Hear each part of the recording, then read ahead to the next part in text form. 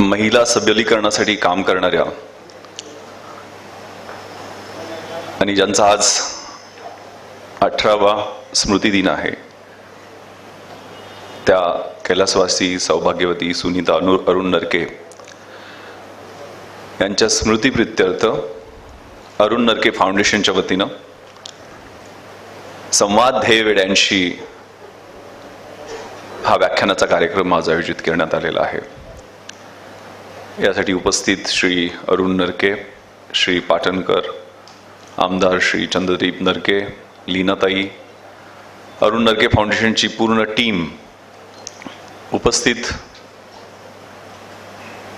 ज्यांच्या चेहऱ्यावर तेज आहे, ज्यांच्या देहामध्ये शक्ती आहे, ज्यांच्या मनामध्ये उत्साह आहे, ज्यांच्या बुद्धीमध्ये विवेक आहे, ज्यांच्या मनगटामध्ये बळ आहे, जे सिंहासारखे निर्भय आहेत, ज्यांचं चारित्र्य शुद्ध आहेत, जे व्यसनापासून मुक्त आहेत, ज्यांचं देशावर प्रेम आहे, आई वडिलांवर श्रद्धा आहे आणि ज्यांचं ध्येय उच्च आहे, असे स्वामी विवेकानंदांच्या स्वप्नातले सगळे युवक, युवती, बंधू आणि भगिनीनो,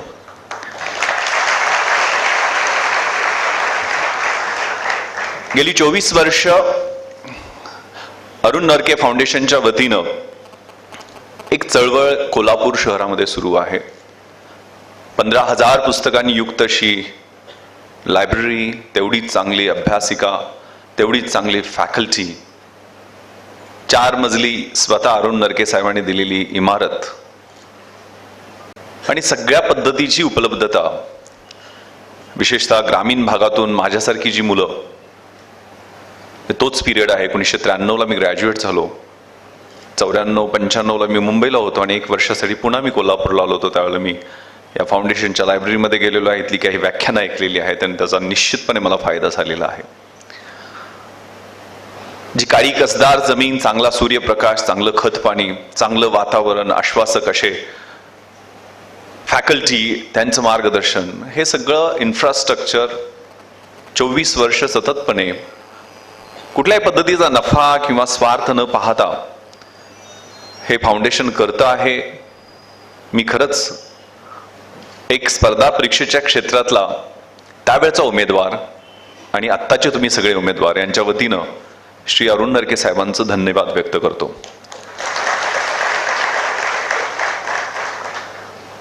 तुम्ही सगळेजण या ठिकाणी एक स्वप्न घेऊन आलेले आहात, आयुष्याचा एक ब्लू प्रिंट तुम्हाला रेखाटायचा आहे। त्या ब्लू प्रिंट मध्ये तुमचं विजन आहे,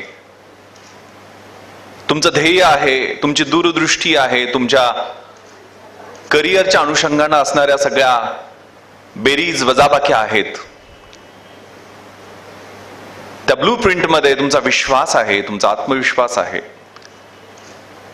तुमची निष्ठा आहे, तुमचं प्रचंड डेडिकेशन, त्याग आहे, या सगळ्या गोष्टी आहेत। त्याची जुळवाजुळव करून, त्याला कष्टाची जोड देऊन, एक प्लॅन करून, ट्रॅप करून तो ब्लू प्रिंट कसा यशस्वी करायचा, यासाठी तुम्ही सगळेजण तो चक्रव्यूह, खरं तर ही स्पर्धा परीक्षा हा चक्रव्यूह भेदण्याची स्पर्धा असते। सापशिडीचा खेळ असतो, कधी टॉप वरती जाऊन परत कधी शून्यात यावं लागतं, काय माहित नसतं। अधांतरी असतो, किती पोस्ट कोणत्या वर्षी निघतील, कोणत्या पद्धतीच्या निघतील हे माहित नसतं। परीक्षांचं वातावरण अस्थिर असतं।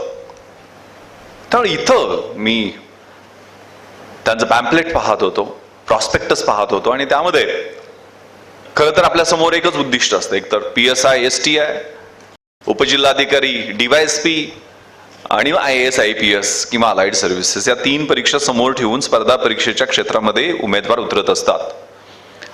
पण यांनी जे व्यासपीठ उपलब्ध करून दिलेलं आहे, तुम्हाला जो एरिना, तुम्हाला जे क्षितिज उपलब्ध करून दिलेलं आहे, ते विस्तारलेलं आहे। त्यामध्ये बँक रिक्रुटमेंट, रेल्वे रिक्रुटमेंट, अगदी ग्रामसेवक, तलाठी, स्टाफ सिलेक्शनच्या परीक्षा, CPM म्हणजे ज्याला सेंट्रल पॅरामिलिटरी फोर्सेस म्हणतात, BSF, CRPF, ITBP, यामध्ये असणाऱ्या DYSP किंवा तिथल्या सब इन्स्पेक्टरच्या परीक्षा, अशा वेगवेगळ्या परीक्षांचा पूर्ण माहितीपट तुमच्या लायब्ररीमध्ये आहे। आणि निश्चितपणे ऑनलाईन फॉर्म कसे भरायचे, कशा पद्धतीचं क्षेत्र किंवा कॉम्पिटिशन उपलब्ध आहे, हे सगळं दिलेलं आहे. त्यामुळे मला खूप आनंद होत आहे. मला गेल्या वर्षभरात 2-3दा निमंत्रण आपल्याकडून आलेलं होतं, पण माझ्याकडे 5 जिल्ह्यांचा सुपरविजनचं काम आहे, 146 पोलीस स्टेशन. त्यामुळे मी 5 ते 6,000 किलोमीटर दर महिन्याला फिरत असतो आणि पाक लोणावळ्यापासून अक्कलकोटपासून कागलपासून ते बारामतीपर्यंतचा परिसर मला पाहावा लागतो. त्यामुळे मला दौऱ्यामध्ये आपल्याला वेळ देता आला नाही, पण आज योग खूप चांगला आहे की एका महिला दिन येत आहे आणि त्या निमित्तानं जी व्याख्यान मला सुनीता ताईंच्या स्मृतीप्रित्यर्थ आयोजित केलेले आहे त्यामध्ये मला येऊन माझ्या भावंडांशी, हा ध्येयवेड्यांशी पेक्षा माझ्या भावंडांशी मला, कारण माझा भूतकाळ मला माझ्या समोरच्या विशेषतः ग्रामीण भागातल्या विद्यार्थ्यांमध्ये दिसत असतो. त्यांच्या डोळ्यामध्ये तीच उमेद जी माझ्या डोळ्यामध्ये 1992-93ला होते ती दिसत असते. त्यांच्या डोळ्यातली स्वप्न आणि माझ्या डोळ्यातली स्वप्न यांना मी रिझोल्यूट करत असतो. मला माझ्यातला विश्वास त्यांच्यामध्ये दिसतो. त्यामुळे ज्यावेळेला मला शक्य असतं त्यावेळेला शाळा कॉलेजेसमध्ये जाऊन या मुलामुलींशी संवाद साधणं हे मी माझं कर्तव्य समजतो, किंवा give something back to the society. माझं समाजाला देणं लागतं, कारण मी ज्या मातीतनं इथंपर्यंत आलेलो आहे ते मला त्यांना सांगणं मोठा भाऊ हे म्हणून माझं कर्तव्य आहे. त्यामुळे मी थोडक्यात माझा प्रवास मी तुम्हाला सांगणार आहे. बऱ्याच जणांनी माझ्या पुस्तकात वाचला असेल, त्यातले काही वेगळे, कारण हा ब्लू प्रिंट जो आहे ना त्यामध्ये मी या जगात आलेलो आहे आणि माझ्या असण्याला अर्थ आहे. मला कुणीतरी गृहीत धरू शकणार नाहीये, माझं अस्तित्व कुणीतरी नोटीस केलंच पाहिजे. अल्बर्ट आईन्स्टाईननी आपलं आयुष्य व्यतीत केलं आणि काही थिअरीज आणि सिद्धांत जगाला दिले आणि पूर्वीचं जग आणि आत्ताचं जग यामध्ये फरक पडला. न्यूटन, एडिसन यांच्या लाईफनं जीवनाची लाईफस्टाईल जगाची बदलून टाकली. महात्मा गांधी, नेल्सन मंडेला यांनी संस्कृतीमध्ये बदल आणले. रॉजर बॅनिस्टर, एडमंड हिलरी यांनी फिजिकल कॅपॅबिलिटी, शारीरिक क्षमता काय असतात, हेलन केलर, त्या शारीरिक क्षमतांच्या मध्ये विक्रम काय असू शकतात ते आपल्याला दाखवून दिलं. तबल्याची व्याख्या झाकीर हुसेननं बदलली, संगीताची व्याख्या AR रहमाननी बदलली, रुसो, वॉल्टेअर, सॉक्रेटस यांनी तत्वज्ञानाची व्याख्या बदलली. हे कलेक्टिव्ह कॉन्शियन्स वाढवण्याचं, उंच करण्याचं काम एक एक व्यक्ती करू शकते. प्रत्येक व्यक्तीचा जन्म हा एक काहीतरी मिरॅकल करण्यासाठी झालेला आहे, चमत्कार करण्यासाठी झालेला आहे आणि ते समाजाच्या हिताचं असेल, ते न्याय्य असेल, यासाठी प्रत्येकानं प्रयत्न केले पाहिजे. तर मी माझं कॉन्ट्रीब्युशन काय देऊ शकतो त्या ब्लू प्रिंटमध्ये? मी वृक्ष होऊ शकत नाही, मी एखादं बुश, झुडूप होईल. मी स्टार होऊ शकत नाही, मी एक झुगझुगणारा दिवा होईल, किंवा एक त्याला काय म्हणतात काजवा होईल. मी उडू नाही शकणार, पण मी धावेल, धावू नाही शकला तर मी चालेल, चालू नाही तर रेंगाळत जाईल, खुरपडत जाईल, पण मी माझ्या ध्येयाच्या दिशेनं rise awake stop not till the goal is reached. उठ, जागा हो, आणि तो जोपर्यंत ते ध्येय साध्य होत नाही, कारण ही तरुणाई त्याच्यासाठी आहे, हे वय त्याच्यासाठी आहे, 16, 17, 18, 19 हे क्रांतीचं वय आहे. खूप संभ्रम असतात, पण छत्रपती शिवरायांनी याच वयामध्ये सह्याद्रीला शेले पागोटे बांधून स्वराज्याचं नंदनवन स्थापन केलं. त्यावेळेला त्यांचे सवंगडी येसाजी, बाजी, तानाजी, धनाजी, संताजी हे त्याच वयाचे होते. मी कुठेतरी वाचलं होतं की शिवाजी कोणाला म्हणायचं? जो 65 किलोची तलवार बागवतो त्याचं नाव येसाजी, जो 2000 शत्रूंशी एकटा झुंजतो त्याचं नाव बाजी, जो हात तुटला तरी शत्रूशी लढत राहतो त्याचं नाव तानाजी, जो 18 तासात घोडा दिल्लीवरून पुण्याला घेऊन येतो त्याचं नाव संताजी, जो शत्रूच्या छावणीत घुसतो आणि शत्रूच्या छावणीचा कळस कापून आणतो त्याचं नाव धनाजी, जो ढाण्या वाघाला एकटा सामोरे जातो आणि त्याला उभा फाडतो त्याचं नाव संभाजी, आणि या सगळ्यांना एकत्र घेऊन स्वराज्याचं नंदनवन घडवतो त्याचं नाव शिवाजी. ते छत्रपती शिवराजांशी आठवावे, जीवित तृणवत मानावे, इहलोकी परलोकी तरावे कीर्तिरूपे. का जगायचं? असे जगावे दुनियेमध्ये, आयुष्याचे लावणी अत्तर, नजर रोखुनी नजरेमध्ये आयुष्याला द्यावे उत्तर. नको गुलामी नक्षत्रांची, भीती आंधळ्या ताऱ्यांची, आयुष्याला भेटतानाही चैन करावी स्वप्नांची. मला नाही बघायचं भविष्यकाळ कन्या राशीत काय लिहिलंय, सिंह राशीत सकाळी पेपरमध्ये. मला माझे हात दाखवायचे नाहीत कुला, मी माझ्या रेषा स्वतःला, ज्याला हात नसतात तर नाही भविष्यकाळ असतो. दैवायतम तु कुले महायत्तम तु पौरुषम. कोणत्या कुळामध्ये जन्म घ्यावा हे माझ्या हातामध्ये नाहीये, परंतु पुरुषार्थ काय आहे ते दाखवणं माझ्या मनगटामध्ये आहे. हे दाखवणारे डॉक्टर बाबासाहेब आंबेडकर असतील, हे नको गुलामी नक्षत्रांची, भीती आंधळ्या ताऱ्यांची, आयुष्याला भिडतानाही चैन करावी स्वप्नांची, इच्छा दांडगी असे जयाची, मार्ग त्याला मिळती सत्तर. When there is a will there is a way. आयुष्यात सगळे मार्ग मोकळे होत जातात. एकदा ठरवलं ना तुम्ही, तो ओम शांती ओम सिनेमा आला होता ना, त्यातला तो डायलॉग शाहरुख खानचा दीपिका पदुकोण साठी आहे, तो ऍक्च्युअली बायबल मधला डायलॉग आहे की किसी को अगर सिद्दत से चाहोगे, जे खूप इच्छाशक्तीनं कुणाच्या तरी, म्हणजे ते ध्येयाच्या बद्दल आहे तो, ऍक्च्युअली तो हिरोईनच्या बद्दल त्या दाखवलेला की किसी को अगर सिद्दत से चाहोगे तो पूरी कायनात, पूर्ण जग, पूर्ण विश्व तुमच्यासाठी कॉन्स्पिरसी करते आणि ती गोष्ट तुम्हाला मिळतेच मिळते. त्यामुळे तुमची इच्छाशक्ती ती धुगधुगणारी नसायला पाहिजे, ती ज्वालामुखीसारखी असली पाहिजे. ते वय आहे. हालात के कदमों पर सिकंदर नहीं गिरता, टूटा कोई दारा तो जमी पर नहीं गिरता, गिरते हैं शौक से दरिया समंदर में, लेकिन किसी दरिया में समंदर नहीं गिरता. तसे तुम्ही तारे आहात, सिकंदर आहात, समंदर आहात. ही तरुणाई जी आहे ना, त्यात तो अगणित सूर्य पेटवण्याची ताकद छत्रपती शिवाजी महाराजांच्या चरित्रामध्ये आहे. ते वाचलंय का मला माहित नाहीये, अधुनाथ सरकारांचं पुस्तक. एकदा वाचलं तर काय बाकीचं वाचायची गरज नाहीये. मग ते ध्येय ऑटोमॅटिक दिसायला लागतं. त्यामुळं त्या कवितेतल्या ओळी गुरु ठाकूरांच्या पुढे अशा आहेत की पाय असावे जमिनीवरती, आकाश कवेत घेताना, हसू असावे ओठावरती, काळीज काढून देताना, संकटासी ठणकावून सांगावे आता ये बेहतर, नजर रोखुनी नजरेमध्ये आयुष्याला द्यावे उत्तर, करून जावे असेही काही या दुनियेतून या जाताना, गहीवर यावा जगास साऱ्या शेवटचा निरोप घेताना, स्वर कठोर त्या काळाचाही क्षणभर व्हावा कातर कातर, नजर रोखुनी नजरेमध्ये आयुष्याला द्यावे उत्तर. आयुष्य हे मिनिंगफुल असलं पाहिजे, आयुष्यात अर्थ असला पाहिजे, आयुष्यात कारण असलं पाहिजे. एंड म्हणजे एंड जस्टिफाईज मीन्स म्हणतात, ते आयुष्यातलं उद्दिष्ट ठरवायचं आहे. आणि ते ठरवलं एकदा की थांबायचं नाहीये. If we rest we rust. आपण जर आराम केला, थांबलो, तर आपल्याला गंज लागायला सुरुवात होते. त्यामुळे रस्त्यात थांबायचं नाही. ते हनुमानाची गोष्ट आहे ना, की प्रभू रामचंद्रांनी दिलेली अंगठी त्यांना घेऊन श्रीलंकेत जायचं असतं आणि ते 800 मैलाचं अंतर त्यांना पार करायचं असतं. आणि आपल्याला माहिती उड्डाण घेऊन हनुमान जातात. त्यांच्या रस्त्यामध्ये 3 अडथळे आले. पहिला अडथळा होता मैनक पर्वत. मैनक पर्वत म्हणजे आजच्या भाषेत सांगायचं तर 5 स्टार हॉटेल सारख्या सगळ्या अमेनिटीज, गंधर्व, अप्सरा, फळफळावळ, पंचपक्वान्न सगळं तिथं होतं. आणि त्या अप्सरा त्यांना बोलवायला लागली, या जरा आराम करा हनुमानजी. हनुमानजी कसे होते माहितच आहे आपल्याला. ती रॉबर्ट फ्रॉस्टची कविता आहे ना, the woods are lovely dark and deep, miles to go before I sleep, miles to go before I sleep. ही वनराई एवढी सुंदर आहे, यातनं माझा पायच हलत नाहीये, परंतु मी शब्द दिला आहे. प्रभू रामचंद्रांना मी शब्द दिलेला आहे, तो शब्द पूर्ण करण्यासाठी मला पुढे जायचं आहे. त्यामुळे ते गंधर्वांना, अप्सरांना बाय बाय म्हणून पुढे निघून गेले. पहिल्या अडथळ्यात थांबले नाहीत. दुसरा अडथळा होता सुरसा नावाची सर्पमाता.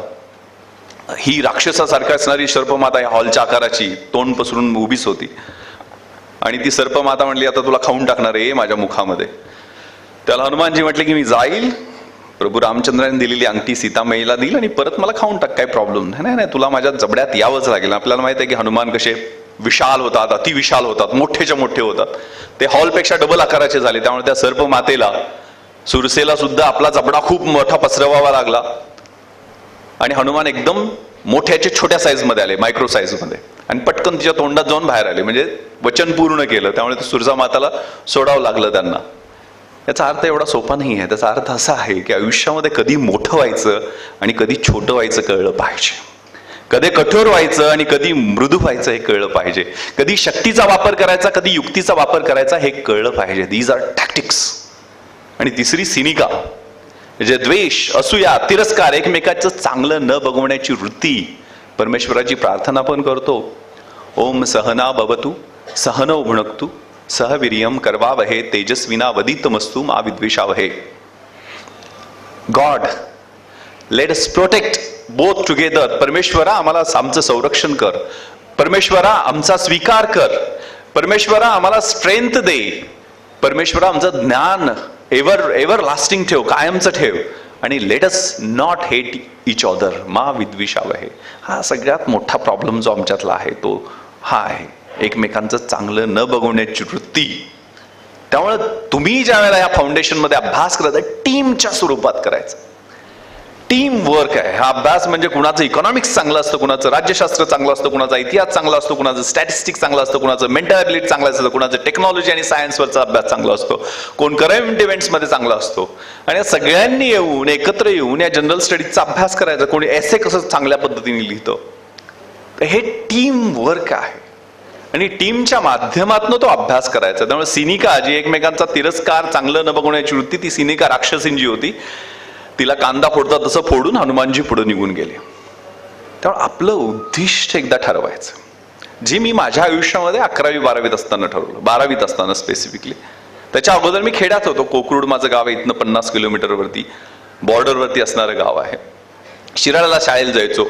10वीत असताना मला माझ्यातलं पोटेन्शियल कळालं. कारण झाकली मूठ 1.25 लाखाची. आपल्यात पोटेन्शियल काय असतं, प्रत्येकामध्ये प्रचंड पोटेन्शियल असतं. हे मी सुरुवातीलाच सांगितलेलं आहे. कुणीतरी परवा मी गोष्ट डेव्हिड बेकहम नावाच्या माणसाची वाचली, की जो गाडी रिव्हर्स घेताना त्याला त्याच्या मुलाची 4 वर्षाच्या किंकाळी ऐकायला आली, तर तिची SU मोठी गाडी ती रिव्हर्स घेताना पाठीमागं बघतो तर आपल्या मुलाचा पाय त्या गाडीखाली अडकलेला आहे. आणि हे पाहिल्यानंतर त्या 70 किलोच्या माणसानं, बेकहमनी ती 1700 किलोची गाडी लिलया उचलली. म्हणजे 70 किलो मध्ये 1700 किलो उचलण्याची शक्ती का प्राप्त झाली? कारण ती विल पॉवर ती प्रेमातून आलेली होती, आगतिकतेतून आलेली होती, त्या आपल्या मुलाच्या जीव वाचवण्याच्या इच्छाशक्तीतून आलेली होती. त्यामुळे ही जी शक्ती आहे ती आपण कधी बाहेरच काढत नाहीये. ही नॉर्मल टाइम्स मध्ये, सामान्य काळामध्ये आम्ही ही शक्ती बाहेरच काढत नाहीये. आयुष्य हे 10 गिअरच्या सायकल सारखे एकाच गिअरवरनं आम्ही रखडत रखडत रखडत चालतो. ते 9 गिअर कधी वापरतच नाहीये. त्यामुळे हे ॲबनॉर्मल टाइम्स मध्ये जी शक्ती आमच्यामध्ये निर्माण होते ती बाहेर काढायची आहे. मी परवा डॉक्टर अमोल कोल्हेंना कार्यक्रमासाठी बोलवलं होतं युथ पार्लमेंटच्या. त्याला त्यांनी एक गोष्ट सांगितली की एक 4थीतला मुलगा आणि एक 8वीतला मुलगा दोघं शेतात गेले आणि शेतातल्या विहिरीमध्ये तो 8वीतला मुलगा पडला खाली. पडल्यावर ओरडायला लागला. हा 4थीतला मुलगा ओरडायला लागला. तर मदतीला कोणीच आलं नाही, कारण तिथं जवळपास कोणी नव्हतंच. मग याने एक रस्ता टाकला खाली आणि 4थीतल्या मुलांनी 8वीतल्या मुलाला बाहेर काढलं. गावात आल्यानंतर सगळ्यांना सांगायला लागले ते 4थीतल्या मुलं आहे, हे 8वीतल्या मुलाला वरती काढलं. सगळे अविश्वास दाखवायला लागले, कसं शक्य आहे, 4थीतला मुलगा 8वीतल्या मुलाला कसं बाहेर काढू शकतो. त्यावेळेला तिथले मुख्याध्यापक म्हणाले तो काढू शकतो, कारण त्याला आजपर्यंत कुणी सांगितलं नव्हतं की तू काढू शकत नाहीयेस. त्यामुळे ती जी आपल्यामधली आंतरिक शक्ती आहे तिला बाहेर काढायचं. त्यामुळे मी ज्या वेळेला 10वीला होतो मला माहित नव्हतं की मला 88% वगैरे मार्क मिळतील असं वाटत नव्हतं. पण माझ्या शिक्षकांनी मला 3 वाजता उठवायला सुरुवात केली. मी त्यांच्या घरी पेईंग गेस्ट म्हणून राहत होतो, आत्याच्या घरी जेवायला जायचो. आणि मला 3 वाजता त्यांनी उठवलं. 3:30ला कुडकुडत कुडकुडत पहिले 8 दिवस तर मी झोपा काढल्या. पण ते 3:30 ते 8:30 5 तास ब्रह्ममुहूर्तावर अभ्यास करण्याची मला सवय लागली, जी मी UPSC पर्यंत तयारी करेपर्यंत ठेवली. जरुरी नाही बरं का तुम्ही आजपासून 3 वाजता उठायला लागाल, जरुरी नाही आहे. प्रत्येकाच्या अभ्यासाच्या वेळा वेगळ्या असतात. पण तो ब्रह्ममुहूर्त आहे म्हणतात 3:30च्या दरम्यान, तो 3रा प्रहर. त्यावेळेला जे काय वाचेल ते मेंदूत जायला लागलं. आणि मी सर्वसामान्य विद्यार्थी 88% मिळवून शिराळा तालुक्यात पहिला आलो. त्यामुळे मला पहिल्यांदा पोटेन्शियल कळालं की माझ्यामध्ये अशी काहीतरी शक्ती आहे. आणि ज्यावेळेला मी कोल्हापूरला न्यू कॉलेजला शिकत होतो त्यावेळेला आमच्या कॉलेजमध्ये त्यावेळेचे टॉपर IASचे भूषण गगराणी सर, त्यांचं व्याख्यान आयोजित केलेलं होतं. मग ते मराठी माध्यम, मराठी साहित्य, इंटरव्ह्यू सुद्धा मराठीत देता येतो. ही जी कलेक्टर कमिशनर बनवणारी परीक्षा आहे, कलेक्टर कमिशनर SP IG, हे तर सुरुवातीचे टप्पे आहेत. मी आता 45 वर्षाचा आहे, माझी 5 वर्ष झाली IG होऊन. आता मराठवाड्याचा IG होतो ना आत्ता होतो, म्हणजे मी पुढच्या 2-3 वर्षांनी ॲडिशनल DG होईल. आणि 52-53व्या वर्षी मी DG रँकमध्ये जाईल. भविष्यकाळात संधी मिळाली तर CBI IBचा डायरेक्टर होऊ शकतो. जो कमी वयात IAS IPS मध्ये येतात त्यांना सेंट्रल गव्हर्नमेंटमध्ये, कारण we belong to all India service, Indian police service किंवा इंडियन ॲडमिनिस्ट्रेटिव्ह सर्व्हिस किंवा इंडियन फॉरेन सर्व्हिस, या ऑल इंडिया सर्व्हिसेस आहेत. त्यामुळे कमी वयात जर सिलेक्शन झालं, म्हणजे तुम्ही 11व्या-12व्या वर्षी, मी आता एक अन्सार शेख नावाच्या मुलाचा सत्कार केला होता जालन्यामध्ये. तो मुलगा मिरॅकल, म्हणजे त्याचा 2 भाऊ आहेत. एक भाऊ दुसऱ्याच्या दुकानात काम करतो आणि 21व्या वर्षी तो अन्सार शेख IAS टॉपर झालेला आहे. तो का आश्चर्य आहे? कारण तीन म्हणजे आईला तर मनोरुग्णतेचे झटके आलेले होते. सगळं गाव त्या आईला जाऊन मारायचं. मग घरात करमायचं नाही म्हणून तो शाळेमध्ये जाऊन अभ्यास करायचा. तो त्याच्या भाषणात म्हणाला की मला नॉनव्हेज खूप आवडायचं आणि मला शाळेत पण मुलांनी चिडवण्यासाठी त्या खिचडी मिळायची ना शाळेच्या कुठल्या तर पोषण आहारात असे योग्य देत, त्यात आळ्या असायच्या म्हणे आणि आळ्या असलेलं ते जेवण मला नॉनव्हेजचं जेवण वाटायचं. अशा प्रतिकूल परिस्थितीमध्ये अभ्यास करून तो IAS झाला. 2 टी-शर्ट, ते शर्ट मिळाल्यानंतर तो पूर्ण शर्ट धुवायचा नाही कारण शर्ट खराब व्हायचं, ते फक्त काकेतच धुवायचं. 2 टी-शर्ट वरती तो राहिला. अशी विपरीत परिस्थितियों में कुछ लोग टूट जाते हैं और कुछ लोग रेकॉर्ड तोड़ देते हैं. ते रेकॉर्ड तोडण्याची इच्छाशक्ती त्या मुलामध्ये दिसली. त्यामुळे एकदा उद्दिष्ट ठरवलं, म्हणजे भूषण गगराणी सरांचं व्याख्यान ऐकलं. अरे ही परीक्षा जी IAS IPS एवढ्या मोठ्या पदांची आहे ती मराठीतनं देता येते. आपण मराठी माध्यमातले आहे. हे सर काय वेगळे नाहीत, BCom झालेत, कोल्हापूरमध्येच शिकलेत. आपण पण ही परीक्षा द्यायची. मग 12वीचा रिझल्ट लागला. त्यावेळेला माहित नव्हतं की इंजिनिअरिंग आणि मेडिकल करून IAS आणि IPS होता येतं. त्यावेळेला ह्यांनी काहीतरी BCom केलं, मराठी साहित्य घेतला, हिस्ट्री सब्जेक्ट घेतलेला आहे. आपण पण BA घ्यायचं म्हणून मी राजाराम कॉलेजला ऍडमिशन घेतलं. पण राजाराम कॉलेजची जी 3 वर्ष होती, आमदार साहेब वगैरे आमच्या पुढे होते त्यावेळेला थोडेसे, त्या 3 वर्षामध्ये माझी लाईफस्टाईल, माझी जीवनशैली, माझा कॉमन सेन्स आणि माझा अभ्यास यामध्ये मी अतिशय चांगल्या पद्धतीनं सांगड घातली. माझं रोजचं जीवन आणि माझ्या अभ्यासाच्या पद्धती, म्हणजे माझ्या खिशात डायरी असायची. गाडीचा एखादा नंबर दिसला 1859, तर 1859 साली महाराष्ट्राच्या इतिहासात काय झालं, भारताच्या इतिहासात काय झालं आणि जगाच्या इतिहासात काय झालं हे मी लगेच त्यात तपासायचो आणि लगेच चेक करून त्यात ऍड करायचो. मी सेकंड इयरला होतो. मी डेप्टी कलेक्टर, मी फक्त IPSच झालो नाही, मी सेल्स टॅक्स इन्स्पेक्टर पण टॉपर होतो त्या वर्षी, डेप्टी कलेक्टर पण झालो होतो आणि IPS पण झालेलो होतो. एका वर्षी मी 12 परीक्षा पास झालेलो होतो. फिजिकलला मी सावंतसाहेब पास झालो नाही, PSIच्या फिजिकल पर्यंत गेलेलो होतो. पण मी 4थ्या राऊंडलाच थकलो कारण माझा अभ्यास करून माझ्या अक्षरशः बरगड्या बाहेर आलेल्या होत्या. त्यामुळं त्या फिजिकलमध्ये मला कमी मार्क मिळाले. त्यामुळे मी त्यावेळेला PSI आणि STAच्या वेगवेगळ्या परीक्षा झालेल्या होत्या 1996 मध्ये. तर मी इंग्लिशमध्ये टॉपर होतो. 92 मार्क होते मला 100 पैकी. का होते? कारण essay जो होता इंग्लिश कंपल्सरीचा, म्हणजे इंग्लिश मिडियमच्या माध्यमातल्या मुलांना सुद्धा 65-70 मिळाले, खूप मार्क मिळाले असं असतंय. मी मराठी माध्यमातला 92-100 पैकी मार्क होते आणि एसेला 40 मार्क असायचे त्यावेळेला. आता किती असतात माहित नाही मला. तर essay मी कोणता लिहिला होता, मी इकडं रुखडीला कॅम्पला होतो आणि मी नेहमी स्टाईल मारायला, तुम्ही CSR वगैरे घेऊन जात असाल ना, क्रोनिकल्स असले मॅगझिन्स, बाबा मी IASचा अभ्यास करतो, तिथे स्टाईल मारायला एक मॅगझिन घेतलं होतं आणि तिथं नॅशनल इंटिग्रेशन वरती स्पर्धा डिक्लेअर झाल्या, इलोक्युशन कॉम्पिटिशन, वक्तृत्व स्पर्धा, आणि त्याला माध्यम होतं फक्त हिंदी आणि इंग्लिश. मग मी त्यातला नॅशनल इंटिग्रेशनचा निबंध होता, वाचला तर एक शब्द मला कळला नाही, एवढा अवघड होतं ते. शशी थरूर सारखी भाषा होती त्यामध्ये. म्हणजे ते नॅशनल इंटिग्रेशनचं भाषण असं होतं की the strength of the nation lies not in its loud claims and mouth watering directive principles of the state policy but in the spirit of service and that of the complete dedication of one's both body and soul to the cause of unity and integrity of the nation. कळालं काय? मग हा निबंध जो मला पाठ होता, मी 1996च्या MPSC मध्ये if I were a prime minister, मी पंतप्रधान झालो तर त्याच्यात मी हा निबंध, त्यावेळेला मला इंग्लिश कळायला लागलं कारण मी व्होकॅबलरीची चांगली तयारी करून घेतली. मी बेसिक पुस्तकं नॉर्मन लेविसची word power made is easy सारखी वाचली, शब्दांचं ओरिजिन समजून घेतलं. मला इंग्रजी सुरुवातीला येत नव्हतं, पण मला इंग्रजी चांगलं येतं आता, मी इंग्रजी चांगलं लिहू शकतो. आणि त्यावेळेला मला अर्थ कळायला लागलं. मग मी त्या अर्थांचं व्यवस्थितपणे त्यात सर्टन चेंजेस, म्हणजे if I were a prime minister, मी पंतप्रधान झालो तर मी काय त्याच्यात निबंधात लिहिलं, सेम नॅशनल इंटिग्रेशनचं. The strength of the nation lies not in Prime Minister's loud claims and his mouth-watering directive principles of the state policy, but in his spirit and that of the complete dedication of his body and soul to the cause of unity and integrity of the nation. पुढे वाक्य होतं, however, with every salute and cheers to our grand and mighty past, we cannot but admit that our present is afflicting, sometimes horrifying, sometimes frustrating. मी तिथं काय changes केले? However, with every salute and cheers to our grand and mighty past of Pandit Nehru, Indira Gandhi, और present त्यावेळेला इंदर कुमार गुजराल, ते VP Singh आणि नंतर चंद्रशेखर, हे थोडंसं वातावरण अस्थिर गव्हर्नमेंट होतं. और प्रेझेंटिंग इज अफ्लिक्टिंग, समटाइम्स हॉरिफाईंग. म्हणजे सर्टन चेंजेस माझ्या स्वतःच्या टॅक्टिक्स, आणि याच टॅक्टिक्स तुम्ही फॉलो करू नका. माझ्या एका मित्रानं फॉलो केल्यानं नापास झाला. प्रत्येकाच्या टॅक्टिक्स वेगळ्या असतात, प्रत्येकाच्या अभ्यासाची शैली वेगळी असते, प्रेझेंटेशन वेगळं असतं. त्यामुळे ते स्वतःच्या अभ्यासातनं ते डेव्हलप होत जातं.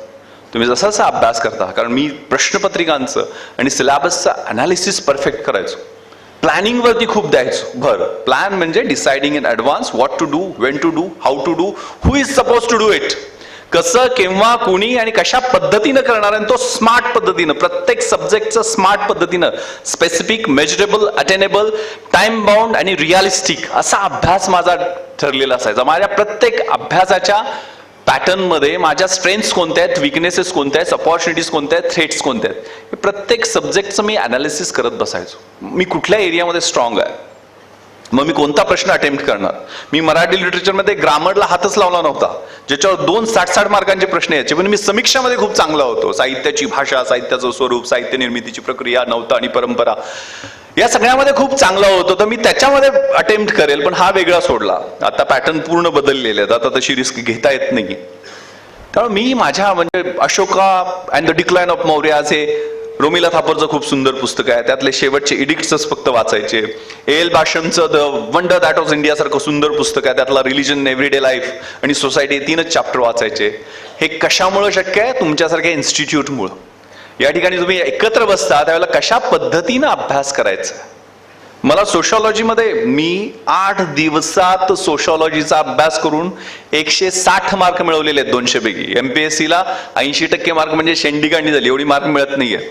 आणि माझा इथला मित्र संजय देशमुख, तो MPhil झालेला होता सोशॉलॉजीमध्ये, म्हणजे MA नंतर MPhil, ग्रॅज्युएशन, पोस्ट ग्रॅज्युएशन नंतर MPhil. आणि मी ज्या वेळेला मराठी लिटरेचर बाबा मार्क मिळत नाही आहेत MPSCला असं मला सांगण्यात आलं, त्यावेळी मी समाजशास्त्र निवडला. तर समाजशास्त्र निवडल्यानंतर मी त्याच्याकडे गेलो, कारण त्याचं समाजशास्त्रात MPhil झालेला एवढा हुशार मुलगा. अरे म्हटलं मला अभ्यास करायचा, काय सांगशील? त्यांनी मला 8 मोठे ग्रंथ काढून दाखवले आणि त्याला 350 व्याख्या पाठ होत्या समाजशास्त्रातल्या. मला चक्कर आली. म्हटलं हे 8 दिवसात मी कसं करणार? मी बाजारात गेलो आणि सगळ्यात छोटं 175 पानाचं पुस्तक निवडलं समाजशास्त्राचं आणि ते घेऊन आलो. 175 पानाचा अभ्यास केला आणि रिझल्ट ज्यावेळेला आला तोही MPSC मेन्सला होता. त्याला 80 मार्क होते आणि मला 160 मार्क होते. म्हणजे त्या डबल मार्क करेक्ट मला होते. याचा अर्थ मी पेपरची अदलाबदल केलेली नव्हती. मी काय लिहिलं समाजशास्त्रात? धर्मनिरपेक्षतावादाचा प्रश्न होता. समाजशास्त्राच्या अँगलनं लिहिलंच नाही. मी इतिहासाचा विद्यार्थी, MA इतिहासात करत होतो मी त्यावेळेला. MPSC साठी UPSC साठी इतिहासात कोळून पिलेलो होतो. त्यामुळे प्रोटेस्टंट आणि कॅथलिक्समध्ये 30 इयर वॉर 17व्या शतकामध्ये युरोपमध्ये झालं, ज्यातनं खऱ्या अर्थानं सेक्युलरिझमचा उदय झाला. त्यातनं जी ट्रिटी ऑफ ट्रॉट्सी झालेली होती, त्यातनं जो उदय झाला, त्याच्याबद्दल मी लिहिलं की धर्मनिरपेक्षतावाद म्हणजे युरोपात काय अपेक्षित आहे. आपल्याकडला जो सहिष्णुतावाद आणि धर्मनिरपेक्षतावाद यामध्ये फरक दाखवण्याचा प्रयत्न केला. दुसरा प्रश्न ग्रामीण अर्थव्यवस्थेबद्दल होता. पूर्वीच्या काळची बलुतेदारी सिस्टमवर होता. तर मला बलुतेदारी सिस्टम पुस्तकात वाचायची काय गरज आहे? अरे मी खेड्यात जन्मलेला, शेतकऱ्याच्या घरात जन्मलेला आहे. मला 12 बलुतदार, 18 अलुतदार, सगळ्या गोष्टी घरातल्या माहीत. बार्टर सिस्टम असणारी या सगळ्या गोष्टी मला माहीत आहेत ना. मला कुणी शिकवण्याची काय गरज आहे? रोजच्या जीवनामध्ये मी जे ऑब्झर्वेशन्स करतोय, निरीक्षण करतोय, मी पाहतोय. मी शनिवार पुण्याला सदाशिव पेठेमध्ये अभ्यास करायचो. त्यावेळेला मला तिथे एखादी भांडी घासणारी स्त्री दिसली तर मी सिंधू, त्या एकच प्यालामधली पिडलेली गांजलेली सिंधू, हिच्याशी रिझोनेट करायचो की तिचं जीवन आणि हिचं जीवन सारखं असेल. असं झपाटावं लागतंय. त्यामुळे वेड्यांसाठी ध्येय, वेड्यांसाठी प्रतिभा ही वेडाची बहीण आहे आणि ही डेव्हलप होत असते. तेव्हा असं झपाटून घेतलं तर हे शक्य आहे. कारण तुमच्याकडे 10 लाख मुलं बसणार परीक्षेला आणि त्यातल्या पहिल्या 100, 200, 300 मध्ये तुम्हाला यायचं आहे. काहीतरी वेगळं पाहिजे ना. Winners don't do different things, they do the things differently. त्यामुळे आता हे त्यावेळेचं मी आठवते, मी इथनं फक्त 2 जीन्स टी-शर्ट घेऊन मुंबईला गेलेलो होतो. पत्र्याची पेटी आणि त्यात पुस्तकं होती. त्यामुळे आता जे वाटतं ना, एक नॉट नावाची एरिक्सनची खूप छान कविता आहे. You are not your age, you are not your weight. तुम्ही तुमचं वय नाही आहात, तुमचं वजन नाही आहात. You are not colours of your hair, तुम्ही तुमच्या केसांचा रंग नाही आहे, तुम्ही you are not dimples on your cheek, तुमच्या गालावरची खळी आहेत ते तुम्ही नाही आहेत. You are all the words you speak and all the books you read. तुम्ही जेवढी पुस्तकं वाचतायत ते तुम्ही आहात, जेवढे शब्द तुम्ही बोलतायत ते तुम्ही आहात. त्यामुळे स्वतःचा देवानं दिलेली गिफ्ट आहे, परमेश्वरानं दिलेली गिफ्ट आहे शरीर, पण त्याचा आध्यात्मिक, मानसिक, शारीरिक आणि शैक्षणिक विकास करणं, कॅपॅबिलिटीज वाढवणं हे आपलं कर्तव्य आहे. विद्वत्वम च नृपत्वम च नैवम तुल्य कदाचन स्वदेशे पूज्यते राजा विद्वान सर्वत्र पूज्यते.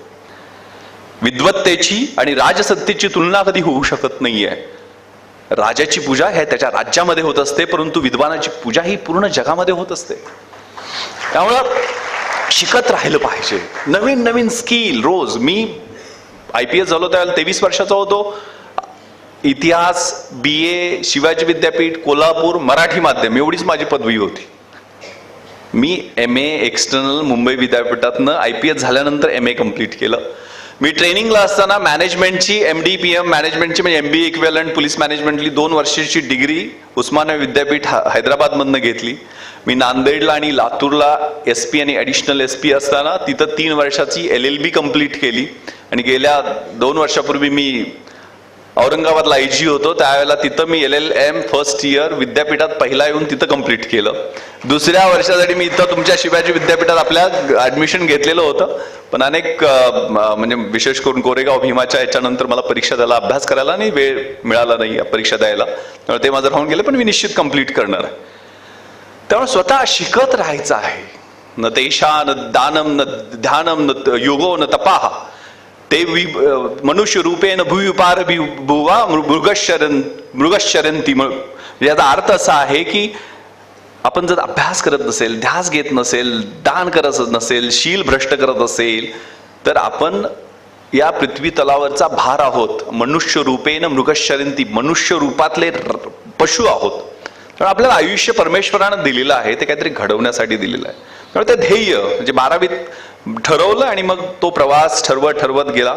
आणि नंतर मग मुंबईला SISCत जायचं. SISCत गेलो तर फ्रस्ट्रेशन असायचं, कारण आपल्याला जमेल न जमेल. पहिल्यांदाच VK अग्निहोत्रीचं इंडियन इन्स्टिट्यूट ऑफ प्रिलिम्स एक पुस्तक घेतलं. एकाच पानावर जवळजवळ मला 20-25 शब्द अडकले असतील. माझी स्वतःची डिक्शनरी मी बनवली आणि त्यामध्ये अभ्यास करत गेलो.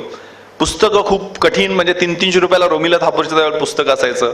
ती मग लायब्ररीत वाचून त्याचे नोट्स काढणं अशा पद्धती. भूषण गगराणी सरांच्या नोट्स झेरॉक्स करून आम्ही त्यावेळेला वाचायचो. नंतर आमच्या नोट्स मुलं पुढे वाचायला लागली झेरॉक्स करून.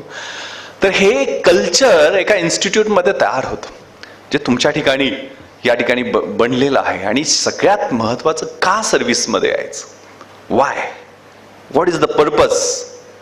हे सर्व्हिसमध्ये मान मरातब आणि स्टेटस या गोष्टी तर तुम्हाला मिळतात, म्हणजे ह्या गोष्टी ठरलेल्या आहेत. त्याच्यासाठी वेगळं काय कर. मी ज्यावेळेला इथनं पत्राची पेटी घेऊन गेलो त्यावेळेला मुंबईमध्ये आमदार निवासात राहत होतो. म्हणजे तिथं झोप पण लागायची नाही, एवढे मच्छर चावायचे. गावाकडनं माहिती आहे, नरगे साहेबांच्या खोलीत सुद्धा येत असतील सगळे गावातले कार्यकर्ते. त्या सगळ्या कॉजवेमध्ये काय काय बटाटा वडा, तळलेली मिसळ खाऊन एवढे वास होत होता, संध्याकाळी झोपच लागत नाही. तर ते रात्री झोप लागायची नाही. मग त्यावेळेला मग तिथल्या IAS IPSच्या क्वार्टर्स बघून तिथं आम्ही सर्वंट क्वार्टर्समध्ये रूम शोधण्याचा प्रयत्न करत होतो. 10x10च्या त्यांच्या नोकरांसाठी असणाऱ्या क्वार्टर्स आहेत, तिथेही जागा मिळाली नव्हती. तिथं असणारे 5 स्टार हॉटेलच्या चहा प्यायचंही स्वप्न पाहत शोकत नव्हतं, कारण खिशानं कधी 10 रुपयाच्या वर राईस प्लेट खायची परवानगी दिली नाही. तर अशा पद्धतीच्या वातावरणात त्यावेळेला मुंबईमध्ये डोकं चक्रावायचं. संध्याकाळी जाऊन मरीन ड्राईव्हला डोळ्यातनं पाणी यायचं. म्हणजे अरुणोदय नाव दिलेलं आहे. ज्यावेळेला सूर्यास्त व्हायचा त्यावेळेला सूर्याकडे पाहत उद्याचा सूर्य कसा असेल, उद्याच्या सूर्याच्या वेळेला मला ऊर्जा कशी मिळेल, त्याचा अभ्यास करत, त्याचा ध्यास घेत तो अभ्यास केला. विजलो जरी आज मी हा माझा अंत नाही, पेटेन पुन्हा नव्याने हे सामर्थ्य नाशवंत नाही. छाटले जरी पंख माझे पुन्हा उडेन मी, अडवू शकेल मजला अजून अशी भिंत नाही. माझी झोपडी जाळण्याचे झालेत कैक कावे, जळेल झोपडी अशी आगती ज्वलंत नाही. येथील वादळे खेटेल तुफान तरी वाट चालतो मी, अडथळ्यांना भिवून अडखळणे पावलांना पसंत नाही. अडथळे येतात पण त्यातनं मार्ग काढायचे. मुश्किलों से कह दो अभी ठहरा नहीं हूं मैं, मंजिल से कह दो अभी पहुंचा नहीं हूं मैं. कदमों को न बांध पाएगी मुसीबतों की जंजीरें, रास्तों से जरा कह दो अभी भटका नहीं हूं मैं. सबर का बांध टूट जाएगा तो फना करके रख दूंगा, दुश्मन से जरा कह दो अभी गरजा नहीं हूं मैं. ते गरज न पाहिजे, ते आपल्या रक्तामध्ये आहे. हे सांगली, सातारा, कोल्हापूरच्या रक्तामध्ये आहे. चॅलेंज द्यायचं आहे, स्ट्रगल करायचं आहे. The winning horse doesn't know why it runs. शर्यतीतला घोडा, त्याला माहित नसते तो का धावतोय, त्याला चटके फटके वेदना होत असतात, त्यामुळे तो धावत असतो. जीवन सुद्धा अशीच एक शर्यत आहे आणि परमेश्वर तुमच्या घोड्यावर बसून तुम्हाला फटके आणि चटके देतोय. तुम्ही घोड्यात, आणि जर ते चटके आणि फटके आणि त्या वेदना तुम्हाला होत असतील तर त्या परमेश्वराला वाटतं की तुम्ही शर्यत जिंकली पाहिजे. ती शर्यत जिंकायची आहे आणि ध्येय उच्च ठेवायचं आहे. Low aim is a crime. ध्येय उच्च ठेवायचं. आयुष्य एकदाच मिळतं, ते काय 80-70 जी काही वर्ष असतील आपल्याला, त्याचं मार्गक्रमण करत राहायचं. आणि समाजासाठी, कारण हे तुम्ही काम करता, इतका अभ्यास कशासाठी 15, 16, 14, 12 तास का अभ्यास करता? कारण तुम्हाला फील्डमध्ये तसंच काम करावं लागतं. आता गेल्या रविवारी 3:30 वाजता चंद्रशेखर टाटा सनचे चेअरमन, त्यांनी मला बोलवलं होतं मॅरेथॉनचं, अल्ट्रा मॅरेथॉनला. मी 3:30 ते 6:30 3 तास मॅरेथॉन 35 किलोमीटर कंप्लीट केली 3.25 तासामध्ये. ती धावून आलो. माझं इन्स्पेक्शन, मी रविवार होता, रविवार असताना मी माझं लोणावळा शहर पोलीस स्टेशनचं इन्स्पेक्शन कंप्लीट केलं. दुपारच्या वेळेला DYSP आणि सगळ्या अधिकाऱ्यांची बैठक घेतली. 7:30 वाजले. तिथं उज्ज्वल निकम साहेब, मी एका कार्यक्रमात अतिथी होतो. तो कार्यक्रम 10 वाजेपर्यंत चालला. म्हणजे तुम्ही सकाळी 3:30 पासनं ते रात्री 10 वाजेपर्यंत तुम्हाला बऱ्याचदा काम करावं लागतं. 59 तास ताजमध्ये कंटिन्युअस, डोक्याला झोप लागली किंवा डोळे तरवटलेत किंवा काय झालं तर कधी जीव जायला माहित नाहीये. त्याच्यात सुद्धा प्रोऍक्टिव्हली, म्हणजे एक खूप छान सुत्झू नावाच्या चीनी युद्धशास्त्रज्ञांचे 4 वाक्य आहेत की if you know your self and if you know your enemy you need not worry about the result of 100 battles. तुम्हाला स्वतःबद्दल माहिती असेल आणि शत्रूबद्दल माहिती असेल तर 100च्या 100 युद्धामध्ये तुमचा विजय निश्चित आहे. जर स्वतःबद्दल माहिती असेल आणि शत्रूबद्दल माहिती नसेल तर एका युद्धानंतर एक पराभव पचवावा लागेल. आणि स्वतःबद्दलही माहिती नसेल आणि शत्रूबद्दलही माहिती नसेल तर प्रत्येक युद्धामध्ये तुम्ही सपाटून मार खाणार आहात. त्यामुळे आपल्याला आपल्याबद्दल पूर्ण माहिती असली पाहिजे आणि आपण जे क्षेत्र, जे चॅलेंज, जे परीक्षा द्यायची ठरवलेलं आहे त्याच्याबद्दल पूर्ण माहिती असली पाहिजे. त्यामुळे ताजच्या अगोदर तिथं युद्ध का करू शकलो मी? कारण 1.5 महिना अगोदर जाऊन मी ताजचा खडानखडा अभ्यास केलेला होता. इनपुट्स रोजच येत राहतात, पण जे इनपुट आलं ते खूप सिरियसली घेतलं. त्याबद्दल प्रधान कमिशनने आमची चौकशी केली पोलीस अधिकाऱ्यांची, त्यांनी कौतुकाचे शब्द घेतले. विश्वास Nangare Patil took the inputs very seriously आणि काय काय मेजर्स घेतले त्याचं इल्युस्ट्रेटिव्ह वर्णन त्यांनी रिपोर्टमध्ये केलेलं आहे. कारण ते ज्यावेळेला इनपुट आलं ताज आणि इतर 6 प्लेसेस, त्यावेळेला मी 8-9 तास त्या हॉटेलची रेकी केली. तिथले दरवाजे, खिडके, स्प्रिंकलर्स, स्मोक डिटेक्टर्स, तिथली CCTV कंट्रोल रूम, तिची पेरिफेरल सिक्युरिटी, याचा बारकाईनं अभ्यास केला. दुसऱ्या दिवशी 28 इलॉबरेट इन्स्ट्रक्शन्स मॅनेजमेंटला हॉटेलच्या दिल्या की ज्यामध्ये स्पेसिफिक, हे नॉर्थ कोट गेट आहे, हे काच लावलेली आहे, ते फोडून अतिरेकी आत येऊ शकतात, त्याच्यावर आयर्न ग्रिल लावा. ते आयर्न ग्रिल लावायला काहीतरी ASI, आपल्या पुलासारखीच परिस्थिती, तिथं ASIची परवानगी मिळाली नाही आणि तेच दरवाजा, तोच AK-47च्या बसनं फोडून अतिरेकी आतमध्ये आले. CCTVला मॉनिटर कसा असला पाहिजे, बाहेरच्या गेटवर मी 4 कॉन्स्टेबल विथ SLR रायफल लावलेले होते. अशा इलॅबरेट मला त्या हॉटेलची माहिती होती, त्यामुळे त्या टोपोग्राफीचा अभ्यास करत तिथे गनिमी काव्याने युद्ध करू शकलो. पहिल्या 10 मिनिटात अतिरेक्यांनी साधारण 21 माणसं मारलेली होती. 9:40 अतिरेकी घुसले आणि 9:51 मी माझा बॉडीगार्ड आतमध्ये घुसलो. त्याला हे माहिती होतं की 100% आपला इथं मृत्यू आहे. पण एक खूप छान शेर आहे की दुनिया में मिल जाएंगे आशिक कई मगर वतन से खूबसूरत सनम नहीं होता. सोने में लिपट कर नोटों में सिमट कर मरे है कई मगर तिरंगे से खूबसूरत कफन नहीं होता. ते तिरंग्यातलं कफन कुणाला मिळणार आहे? आपल्यालाच मिळेल जर आपण तिथं हुतात्मा झालो, शहीद झालो. त्यामुळे हात कुठं थरथरला नाही, मनात प्रश्न आले नाहीत की आपल्या अंगावर बुलेट प्रूफ जॅकेट नाही आहे किंवा हातामध्ये पिस्टल आहे, त्याच्या 40च गोळ्या आहेत. कारण प्रत्येक अतिरेक्याकडं 650 AK-47च्या गोळ्या, डबल मॅगझिन 6 होते, ग्रेनेड्स 20 ते 25 होते, ऍडिशनल पिस्टल त्याचे 100 राऊंड होते आणि 8 किलोचा RDXचा बॉम्ब आणि 1-2 नव्हते, 4 अतिरेक्यांना आम्हाला ताजमध्ये फेस करावं लागलं. आणि 10:03 अगदी 15 मीटरच्या अंतरावर क्रिस्टल हॉलच्या बाहेर त्यांच्यावर फायरिंग केल्यामुळे ते क्रिस्टल हॉलमध्ये घुसले नाहीत. कारण तिथं 300 ते 400 माणसं वाचवण्यात आमच्या त्या फायरिंगला यश मिळालं. त्यामुळे राष्ट्रपतींचं शौर्य पदक आमच्या टीमला देण्यात आलं. त्यामुळे हे प्रेझेन्स ऑफ माइंडनं समयसूचकता ठेवून गरिला वारफेअर जे छत्रपती शिवरायांनी आपल्या सगळ्यांच्या रक्तामध्ये दिलेलं आहे, त्यांनी ते युद्ध करत बसलो. 2:45 वाजेपर्यंत युद्ध सफाईदारपणे आमची टीम करू शकली. 2:45ला मात्र त्यांनी आमचं लोकेशन ग्रेनेड ब्लास्ट करून आमचा फ्लोअर पेटवला, ज्यामुळे आम्ही बाहेर पडल्यानंतर मात्र बस्ट फायरमध्ये माझा बॉडीगार्ड, त्याला 3 गोळ्या लागल्या. राहुल शिंदे आपल्या सुलतानपूरचा जवान 303 रायफल घेऊन माझ्यावर आलेला होता, तो त्या ठिकाणी शहीद झाला. त्यामुळं प्लॅनिंग आणि कशा पद्धतीनं मी माझ्या अधिकाऱ्यांना 15 ऑगस्ट 2008ला पत्र लिहिलेलं होतं की आपण हे बॉम्बस्फोटाच्या अतिरेकी हल्ल्याच्या ज्या बातम्या येतात ना, अतिशय कॅज्युअल आणि कॅलस पद्धतीने घेतो. पण आपली एक दिवस लांडगा आला रे आला अशी परिस्थिती राहिल्यास नवल होणार नाहीये. त्यामुळे अमेरिकेमध्ये जशी ब्रोकन विंडो सिस्टम आहे की एकाची खिडकीची काच फुटली तरी तो अतिरेकी हल्ला आहे असं समजून पूर्ण रिहर्सल करून पूर्ण तयारीनिशी त्या हल्ल्याला सामोरे जायचं. तशा पद्धतीनं जर नाही केलं तर लांडगा आला रेषेपर्यंत. खरंच माहिती आहे आपल्याला 10 लांडगे आले, त्यांनी 166 निरपराध लोकांचे जीव घेतले. 18 अधिकारी, करकरे, कामटे, साळसकर सर यांच्यासारखे अधिकारी शहीद झाले. त्यामुळं असा कॉज आयुष्यामध्ये जे आहे, त्या कविते मी जी इंटरव्ह्यूत कविता सांगितली होती, तुम्हाला बऱ्याच जणांना माहित असेल, ला मांचाची कवितातल्या शेवटच्या ओळी खूप मोटिवेटिंग आहेत. ती युद्धातल्या सैनिकाची कविता आहे. त्यातल्या शेवटच्या ओळी आहेत की I will be true to that glorious self when my heart will lay peaceful and calm, and the world will be better for this, that one man scorned and covered with scars still strove with his last ounce of courage to reach that unreachable star. त्या युद्धातल्या सैनिकाला अंगावर जखमा आहेत त्याचं काही घेणं देणं नसतं. त्याला तो शब्द की या जवानानं देशासाठी प्राणाची आहुती दिली तो महत्वाचा असतो. आयुष्यातलं कॉज, मला समाजासाठी काहीतरी द्यायचं आहे.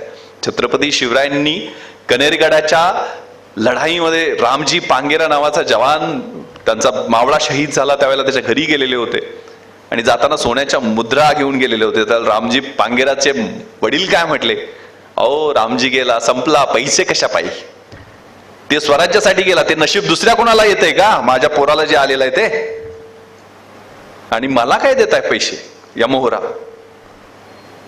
मीच तुम्हाला काहीतरी देऊ इच्छिते, त्याला नाही म्हणू नका. आणि त्यांनी हाक मारली. जो 16 वर्षाचा शेतात राबणारा त्यांचा दुसरा रामजीचा छोटा भाऊ होता, त्याला बोलून घेतलं, त्याचा हात घेतला आणि छत्रपती शिवरायांच्या हातामध्ये दिला आणि म्हणाला याला घेऊन जावा, ह्यो पण स्वराज्यासाठी कामी आलं तर माझं आयुष्य धन्य झालं असं मी समजेन.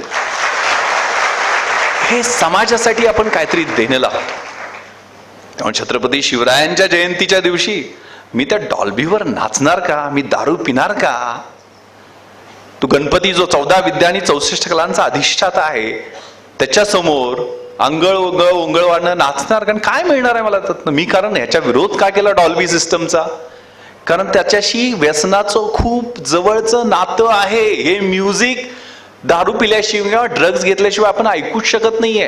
हे पब्स आणि डिस्कोज मध्ये वाजवलं जाणारं म्युझिक आहे, जे बाहेर आपण भिंती उभा करून वाजवतो, त्याला अर्थक्वेक इफेक्ट किंवा टनल इफेक्ट म्हणतात. सर्वसामान्य माणसानं कानानं ऐकलं तर त्याची ऐकण्याची शक्ती कमी होते. गरोदर स्त्रियांना, बाळाला, तिच्या वृद्ध माणसांना झटके येतात. आणि ते आम्हाला तरुणाईला वाटतं की हेच काहीतरी विश्व आहे. मग त्यातनं मोर्चे निघतात, आंदोलन होतात. मी त्याच्याबद्दल काय बोलत नाही. आता कोल्हापूरकर लगेच कृती समिती घेऊन येतात. मी ते हेल्मेट सुरू केलं. रोज 10 माणसं कामावर जात आहेत आणि परत येत नाहीयेत माझ्या रेंजमध्ये, माझ्या 5 जिल्ह्यामध्ये. आणि त्यातले 80% हेल्मेट शिवाय मोटरसायकलवर जाणारे तरुण आहेत. ते मरतायत रोज. नरके साहेबांनी मला पाठिंबा दिला, कारण त्याच्या वडिलांच्या बद्दल त्यांनी मला सांगितलं. ते रोज 10 लोक तरुण कामावर जातात परत नाही. रोजची संख्या आहे. एक आपल्याला माहित आहे दारू पिऊन कशा पद्धतीनं गाडी खाली गेली की 13, म्हणजे ज्या छोट्या बाळाचा जन्म साजरा करण्यासाठी गेले तोच मुलगा निघून जातो. आणि अशा डेथ्स रोज 2700 डेथ्स गेल्या वर्षी झाल्या माझ्या रेंजमध्ये 5 जिल्ह्यामध्ये. त्यामुळे काय हे सामाजिक भान, शिस्त ती लावण्यासाठी म्हणून अवेअरनेसवर मी फोकस दिला. आणि यावेळेला 42,000 युवक आणि युवतींना पोलीस रिलेटेड सब्जेक्टवर बोलायला लावलं. 5 जिल्ह्यामध्ये गेले 2 महिने युथ पार्लमेंटच्या नावानं खूप चांगली स्पर्धा झाली, ज्याचं क्लोजिंग CVM साहेब आणि अक्षय कुमारला मी बोलवलेलं होतं. खूप सुंदर कार्यक्रम झाला की ज्यामध्ये पोलीस रिलेटेड सोशल मीडियाचा मिसयूज. सोशल मीडियावर ते दगड घेतलेली 10-12 वर्षाची पोरं फिरताना या समाजाच्या माणसाने केलं मग ह्याचंच डोकं मी फोडणार, यालाच मारून टाकणार, असे व्हिडिओज व्हायरल होतात. जातीय तणाव वाढतात, महापुरुषांबद्दल अपशब्द बोलतात, त्याच्यातनं जातीय तणाव वाढतात, दंगली होतात. आम्ही बघायची भूमिका घ्यायची का? फंडामेंटलिझम, लेफ्ट विंग एक्स्ट्रीमिझम, परोकियालिझम, रिजनलिझम, लिंग्विझम, किती इझम्सनी आपल्याला पोखरून काढलेलं आहे. नक्षलिझम, त्या इझमच्या संदर्भात बोलायला लावलं. ट्रॅफिक मॅनेजमेंटमध्ये समाजाची भूमिका काय असू शकते? ड्रग्ज अब्यूज आणि त्यातनं व्यसनाधीनता कशी वाढते? लहान मुलांच्यावर आणि महिलांच्यावर होणारे लैंगिक अत्याचार. कारण 7,560 रेपच्या केसेस गेल्या 5 वर्षात झाल्या. त्यातल्या 30% 2330 या 14 ते 18 वयोगटातल्या मुली आहेत. जे 30% या 4 वर्षातल्याच मुली या विक्टीम होत आहेत. आमचे डोळे कधी उघडणार? या मुलींना सांभाळणं हे आमचं काम नाहीये का? त्या वयामध्ये ते क्रुशियल एज की ज्यामध्ये चांगलं जर करायचं खूप चांगलं आपण करू शकतो, वाईट वंगाळ व्यसन लागलं तर वाईट वंगाळ आयुष्याचं मातेरं होतं. तरुणपण घोडचुका करण्यात, प्रौढत्व संघर्ष करण्यात आणि म्हातारपण पश्चाताप करण्यात निघून जातं. दिस इज लाईफ. तर त्या वयामध्ये त्या मुलांना म्हणजे पालकांच्या मदकडून घडणारे ज्युवेनाइल डिलिक्वन्सी, ज्युवेनाइल क्राईम मध्ये आपण 2 नंबरला आहोत देशामध्ये. त्यात तर रेप मर्डर्स मध्ये अव्वल आहोत. या युवकांना छोट्या छोट्या कारणावरनं त्या कुठल्या तरी गांधी मैदानावर एकदम तलवारीनं गळाच कापून टाकला. बघण्यावरनं थुकण्यावरनं आम्ही एकमेकांचे जीव घेतो.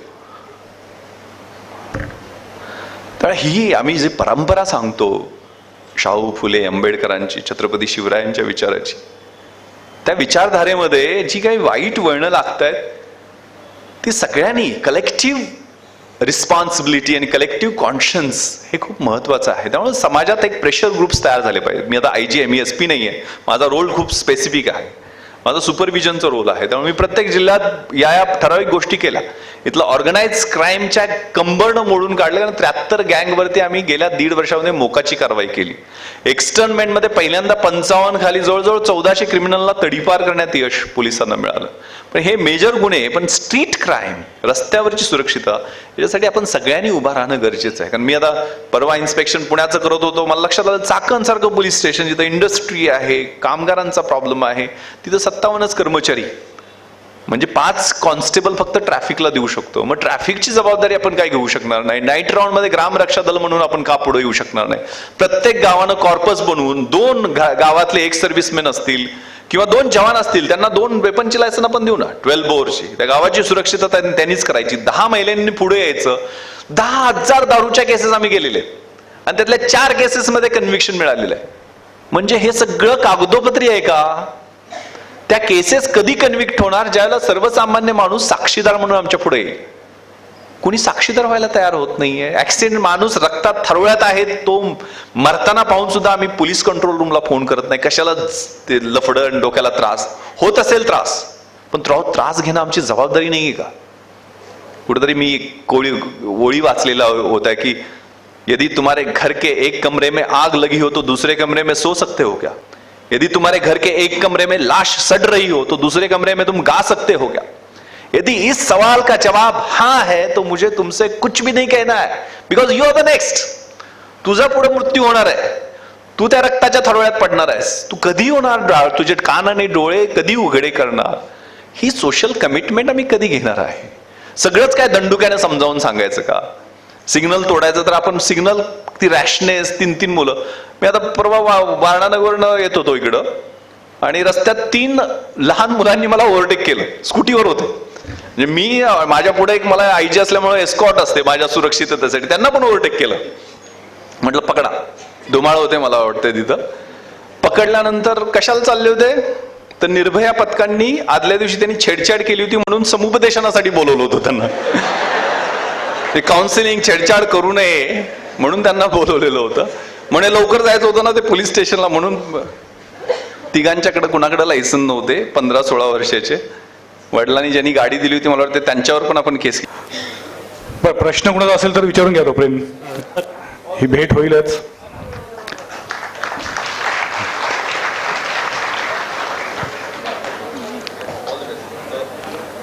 काय प्रश्न आहे? अत्यंत प्रामाणिक भावना आहे त्याच्या. त्यांना सांगितलं तो अकलूज साईडचा आहे आणि मी आजपर्यंत DYSP या रँकच्या वरचा अधिकारी बघितला नव्हता. आज पहिल्यांदा तुम्हाला बघतोय मी आणि हे सगळा प्रवास बघून तो थक्क झालेला आहे, भारावून गेलाय. तुझा स्पेसिफिक काही प्रश्न आहे का? बोल.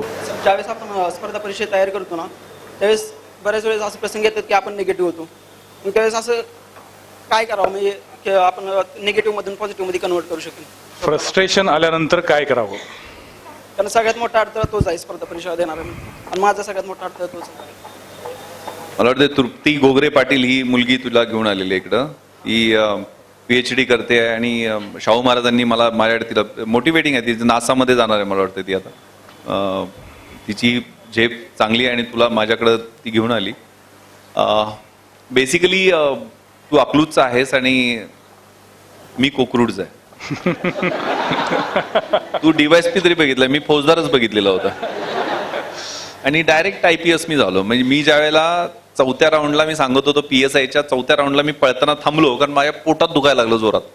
त्यावेळेला PSIचं पण पद पाहिजे होतं कारण कुठली तरी नोकरी मिळणं हे महत्वाचं होतं. त्याला काय माहित नव्हतं IPS होईल पुढं. पण नेरले आहे ना आपलं शाहूवाडीचं, त्यात नेरलेतले फौजदार कांबळे म्हणून आहेत. ते तिथं त्या PSIच्या एक्झामच्या तिथे काहीतरी बंदोबस्तासाठी होते आणि ते 4थ्या राऊंडला मी ज्यावेळेला थकलो आणि पळायचं थांबलो त्याला शिव्या घालायला लागले. अरे कम नशिबी, कळलं. कोल्हापूरच्या शिव्या. म्हणजे तुमचा चेहरा पण खूप बोलकाय हो. आयुष्याची माती करून घेणार असं म्हणजे तुला नशिबात एवढं मिळालेलं त्याची काय हे अब्रू नाहीये. काहीतरी बोलला तो मला. मग मी म्हटलं कांबळे साहेब, माझं नशीब असेल ना तर पुढच्या वर्षी याच वेळेला तुम्ही मला सल्यूट कराल. आणि ते मला सल्यूट करायला आले ज्यावेळेला मी IPS झालो. निगेटिव्हिटीज असतात रे. मी पहिल्यांदा सांगितलं की ECG जो आहे तो काय स्ट्रेट असतो का? मेल्यावर होतो स्ट्रेट. हे अप अँड डाऊन असतात. अप अँड डाऊन चालू राहतात आयुष्यामध्ये आणि ती फक्त इच्छाशक्ती जागृत ठेवायची आहे. आणि जरुरी नाही की आपल्याला तुझा आता बॅकग्राऊंड आणि तुझ्या, मी ज्या वेळेला मुंबईमध्ये गेलो त्यावेळेला AC काय असतो हे मला माहित नव्हतं. देवा शपथ सांगतोय. मी त्या ब्रिटिश लायब्ररीमध्ये गेलो आणि थंडी वाजायला लागली. म्हटलं काय प्रकार आहे, एकदम थंडी कशी काय वाजायला लागली. ते हे 21-22 वर्षी असताना माझी परिस्थिती मी तुला सांगतोय. त्यामुळे परिस्थिती ही बदलणे हे स्वाभाविक आहे. आणि म्हणजे त्यावेळेला असं वाटत नव्हतं की आपण एवढ्या मोठं, आणि स्वप्न काहीतरी मोठं ठेवायचं. स्वप्न मोठंच असलं पाहिजे आणि त्यासाठी प्रयत्न पण मोठेच असले पाहिजे. त्याला असं म्हणतात की greater is the struggle, greater is the Triumph. जेवढा मोठा संघर्ष तेवढं मोठं यश मिळत जातं. तू कशा स्टेप्स घेतोय ते तुझ्या हातात आहे.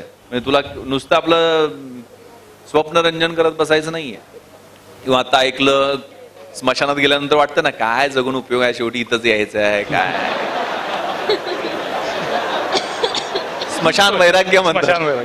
जसं तात्पुरतं चार्ज झाली बॅटरी आणि बाहेर गेल्यावर डिस्चार्ज झाली तर काय उपयोग नाहीये. ती चार्ज झालेली बॅटरी तशीच चालू ठेवायची आहे. ज्या ज्या वेळेला डिस्चार्ज होईल त्यावेळेला चार्जर लावायचा. Okay, all the best. बहुतेक चार्ज झालास ना तू? गुड. बोला. Good evening sir. My name is Smita Vaswade. मला असं विचारायचं आहे की प्रशासनात काम करताना जर एखादी अशी सिच्युएशन असेल की ज्यामध्ये सिनियर अथॉरिटीजचा दबाव असेल एखादा निर्णय घेण्याच्या बाबतीत, तो तुम्हाला कंपल्सरी म्हणजे त्याच्यावर ॲक्शन घ्यायची आहे, पण जर तुम्हाला पटत नाही आहे, परिस्थितीप्रमाणे जर तुम्हाला दुसरा डिसिजन घ्यावा लागत असेल तर ती सिच्युएशन कशी हँडल करायची, असा प्रसंग कधी तुमच्या आयुष्यात आलाय का? वा, उत्तम प्रश्न. आपण एका सिस्टीम मध्ये काम करतो. प्रशासकीय यंत्रणेची एक पोलादी चौकट आहे. त्याला स्टील फ्रेम म्हणतात ब्युरोक्रसीची. आणि 3 स्तंभ महत्वाचे, त्यामध्ये हे महत्वाचे एक्झिक्युटिव्ह मधली महत्वाची आपली ब्युरोक्रसी आहे. लोकशाही व्यवस्थेत काम करताना त्या चौकटीत राहून काम करायला लागतं. जे काम आहे ते fair, just and in the interest of society असलं पाहिजे, अशी मॅक्सिम असतं. त्यावेळेला काम करताना हायरार्की असते. हायरार्की म्हणजे पोलीस खात्यात बघितलं तर DGP, additional DGP, IG, SP, DySP, inspector, sub inspector, constable, या हायरार्कीमध्ये प्रत्येकाचे अधिकार ठरलेले असतात आणि सूचना देण्याचं प्रत्येकाला स्वातंत्र्य आहे. पण सूचना ज्या वेळेला तुम्हाला त्या पटत नाहीये, तुमचं कॉन्शियन्स त्याला विरोध करतं, त्यावेळेला तुम्ही स्टँड घेतला पाहिजे. आपला मनका असं म्हणतात की दर वर्षाला एक स्पाईन कमी कमी होत जातो. 33 वर्षानंतर 35 वर्षानंतर माणूस स्पाईनलेस होतो. आपण स्पाईनलेस नाही व्हायचंय. या सिस्टममध्ये आलोय तर मी वरिष्ठांच्या मर्जीसाठी किंवा माझे ACR चांगले मिळतील, माझे प्रमोशन होतील. माझी ACR लिहिण्याची यंत्रणा म्हणजे माझा समाज आहे, ज्यांच्या सेवेसाठी मी या सर्व्हिसमध्ये आलेलो आहे. माझ्या खांद्यावरचं जे IPS आहे त्यातलं S स्टँड्स फॉर सर्व्हिस. त्यामुळे त्यांच्या हिताचं काही नसेल तर मी त्या बाबतीत कॉम्प्रोमाइज करणार नाही. ही भूमिका घेणं खूप महत्वाचं. स्टँड घेतला जातो. एक मोठ्या ॲक्ट्रेसची सुइसाईड झालेली होती मुंबईमध्ये. त्यावेळेला माझे आणि वरिष्ठांचे त्या बाबतीत गुन्हा दाखल करायचा न दाखल करायचा, दुसरा एक ॲक्टर त्यामध्ये रिस्पॉन्सिबल होता. आय टूक डिसिजन ऑन फाईलवरती आपण निर्णय घ्यायचा असतो की माझं हे मत आहे. मग आपण कायदेशीर ज्याला मत असतं ते लिहिलं तर ते कोणी खोडू शकत नाहीये. मग काय तोंडी आदेश स्वीकारायची गरज नाहीये. कायद्यानं आपल्याला जे काही आहे ते कागदावरती सिस्टममध्ये तोंडी आदेश स्वीकारत बसायचं नाही. आपल्याला जो काही स्टँड घ्यायचा आहे तो कागदावरती व्यवस्थित घेतला पाहिजे. पण तो स्टँड घेतल्यावर सर म्हणजे त्याचा कधी तुम्ही आता तसा जर डिसिजन घेतलेला असेल एक स्टँड घेऊन, तो कायदेशीर पण असेल, पण त्याच्यानंतर तुम्हाला प्रशासनात वरिष्ठांकडून जर असा त्रास कधी होणार असेल याची भीती वगैरे असते का कधी? Your image travels. म्हणजे तुम्ही एखादं फूल ठेवलं तर त्याचा दरवळ कसा पसरतो आणि एखादा घाणेरडा पदार्थ ठेवला तर त्याचा वास कसा पसरतो, बरोबर आहे? तुम्ही काय आहात आणि कशा पद्धतीचे अधिकारी आहात त्याचा दरवळ किंवा काय वाईट असतो तो अगोदर पसरत असतो. कुणावर किती प्रेशर टाकायचं आणि कशा पद्धतीची कामं करून घ्यायची हे प्रत्येक यंत्रणेमधले चांगले वाईट लोक ठरवत असतात. आता लोकशाही व्यवस्थेमध्ये महत्वाचा तुमचा जो काय तुमच्या डोक्यात असेल की राजकीय हस्तक्षेप होतात. राजकीय हस्तक्षेप हे अपेक्षित आहेत. लोकशाही व्यवस्था आहे, लोकप्रतिनिधी हे लोकांच्या कामासाठी तुमच्याकडे येतातच आणि ते आलेच पाहिजेत. किंबहुना त्यांना ते 5 वर्षांनी उत्तर पण द्यायची असतात. लोकांची न्याय्य योग्य कायदेशीर कामं करून घेण्यासाठी प्रशासकीय यंत्रणावर दबाव टाकलाच पाहिजे. नाही तर फक्त ब्युरोक्रेसीच खूप चांगली आणि राजकीय नेते वाईट असं अजिबात समजू नका. दोन्हीकडे चांगले वाईट घटक असतात. त्यामुळे हे एक सिस्टम मध्ये राहून व्यवस्थितपणे काम करणं, एकमेकांचा विश्वास संपादन करणं आणि लार्जर इंटरेस्ट पाहणं. 80% मी चांगल्या पद्धतीने कसं कंट्रीब्यूट करू शकू, माझा इगो कसा येणार नाही आडवा, माझा उगाच आपला मी एखाद्या माझ्या इगोपायी किंवा माझ्या खोट्या अभिमानापायी नाहीच म्हटलं होईच म्हटलं असं कधी आपल्या त्या प्रशासकीय यंत्रणेमध्ये लार्जर इंटरेस्ट पाहायला पाहिजे. लोकांचं जीवित आणि मालमत्तेचं सुरक्षितता मी कशी करेल आणि त्यासाठी मला काही नियम अटी काही वेळेला मोल्ड पण कराव्या लागतात. त्या सिस्टमचा भाग असतात किंवा यंत्रणेचा भाग असतात. सगळे काय सिंगम बिंगम हे असते ना ते खोटे आहे.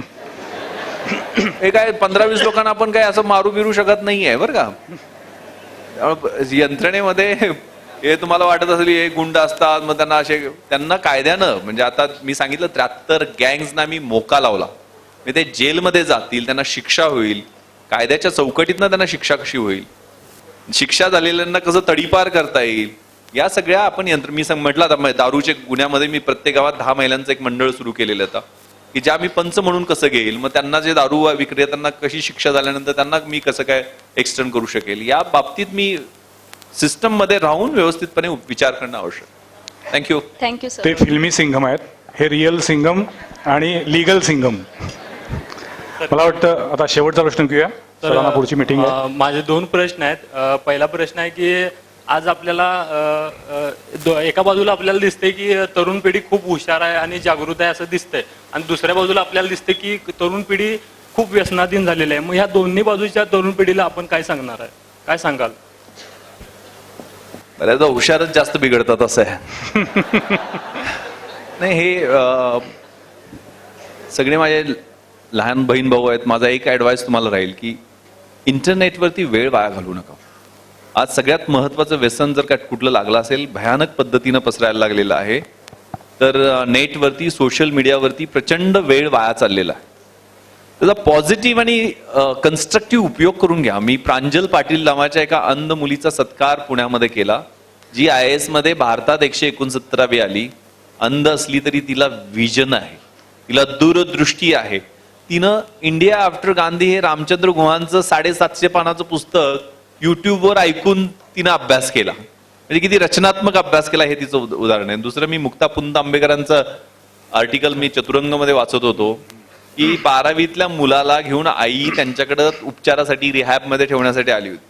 आईला खूप आनंद व्हायचा की रात्रभर माझा मुलगा प्रोजेक्ट रिपोर्ट करत इंटरनेटवर बसलेला आहे. आणि एक दिवशी सकाळी 6 वाजता 7 वाजता तिला उठवायला गेली, त्यावेळेला तिच्या लक्षात आलं की आपल्या पोरानं चड्डीमध्ये सू केलेली आहे आणि त्याला कळलेलं पण नाहीये. हा आजार झालेला आहे, हा इंटरनेटचा आजार. आणि त्यातनं मी 3 रेव पार्ट्यावर रेड केला.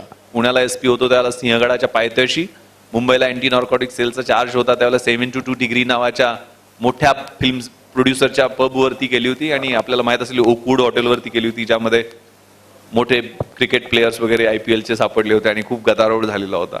खूप प्रश्नांना मला उत्तर द्यावं लागली मुंबईमध्ये. नाईट लाईफ वरती असा हल्ला करणं म्हणजे, तर मी अनेक मुलांशी, म्हणजे त्यात माझ्या एका मित्राची मुलगी होती आणि तिच्यावर कारवाई तर केलीच मी, पण ज्यावेळेला तिचे सगळं झाल्यानंतर काउन्सिलिंगसाठी तो मित्र, करोडपती मित्र आहे, माझ्याकडे घेऊन आला. त्यावेळेला म्हटलं, का बेटा तू why do behave like this, तुला काय एवढं का?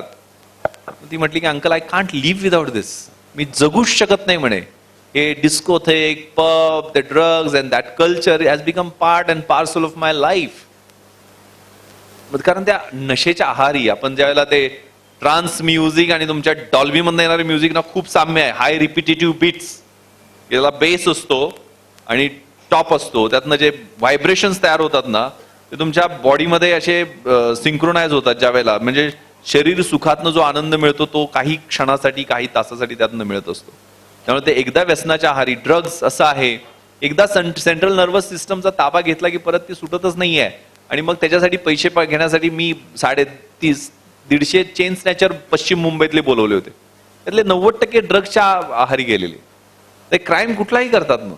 त्यामुळे त्यातनं बाहेर येण्यासाठी काउन्सिलिंग हे खूप महत्वाचं. आता मी, तुम्हाला विश्वास बसणार नाही, गेल्या 1.5 वर्षामध्ये निर्भया पथकाच्या माध्यमातून 38,000 मुलांच्यावर कारवाई केलेली आहे. पण 38,000मध्ये 250 गुन्हे दाखल केलेले आहेत. सगळ्यांना, बाकीच्यांना समुपदेशन करून वॉर्निंग देऊन सोडलेलं आहे. आणि त्यांचं करिअर खराब व्हावं असं माझी इच्छा पर्सनली नाही आहे. त्यांना त्यांच्या आई वडिलांच्यावर बोलवून, इथंही मला वाटतं वी केअरची आहे NGO, त्याच्या माध्यमातून इथं प्रत्येक जिल्ह्यात वेगवेगळ्या आपण NGOs घेतल्या. गुन्हे म्हणजे जे रिपिटेटिव्ह आहेत, ज्यांचं आमचे सेक्स ऑफेंडर्स, त्यांची यादी बनवली आणि ते 2 पेक्षा जास्त गुन्हे करतात त्यांच्यावर आपण गुन्हे दाखल केले. बाकीच्यांना 110, 117 खाली वॉर्निंग देऊन सोडण्याचा अधिकार असतो. ते रेकॉर्डवर आहे, पण त्याचं काय तुम्हाला कॅरेक्टर व्हेरिफिकेशन त्याच्यात, पण ते दुसऱ्यांदा जर रेकॉर्डवर कोणी सापडला त्याला आपण सोडत नाही, कारण डेटा तो आपण सगळा स्टोअर केलेला. तर अशा पद्धतीनं ही मुलं का रस्त्यावर उभा राहतात, का शिट्ट्या वाजवतात, त्यांनाही काय माहिती नाही. त्यांना समजून सांगितलं पाहिजे की बाबा आता 354D आलेला आहे, जे दिल्लीमधलं निर्भयाचं प्रकरण झालं, त्यात कायद्यामध्ये अमेंडमेंट झालेले आहे, त्यात स्टॉकिंग किंवा शेट्टी मारणं हा कॉग्निझेबल गुन्हा झालेला आहे.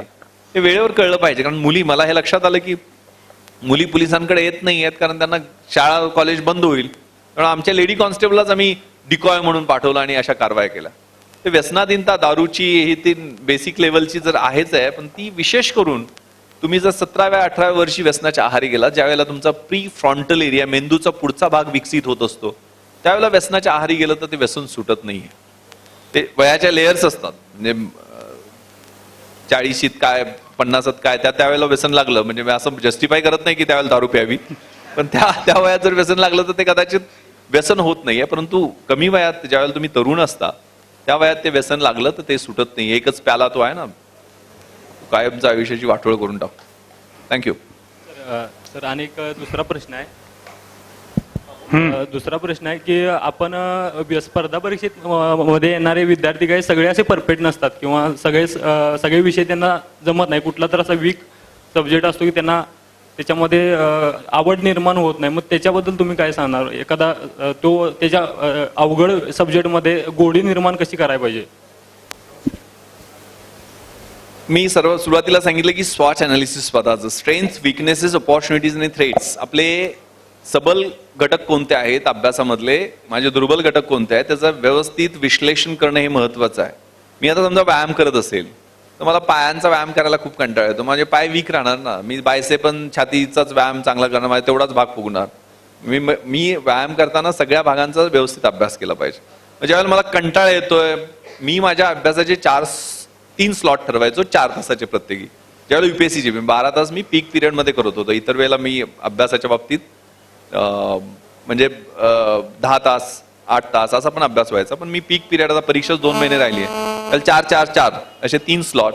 मग पहाटे फ्रेश मला वाटायचं, कुणाला रात्री फ्रेश वाटतं अभ्यास करताना, तर 3:30 ते 7:30 8:30 जो काय माझा स्लॉट असायचा तो माझा कच्चा सब्जेक्ट जो आहे ना त्याच्यावरती मी फोकस करायचो.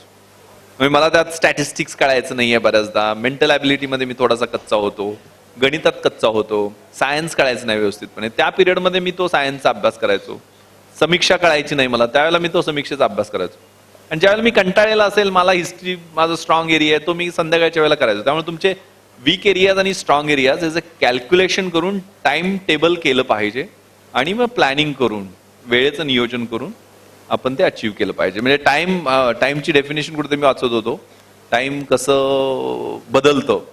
Time is slow when you are late, time is fast when you are happy, time is endless when you are in pain, time is deadly when you are sad, time is quick when you are enjoying, time is very long when you are bored. म्हणजे it's not clock which decides the time, it's your mental state.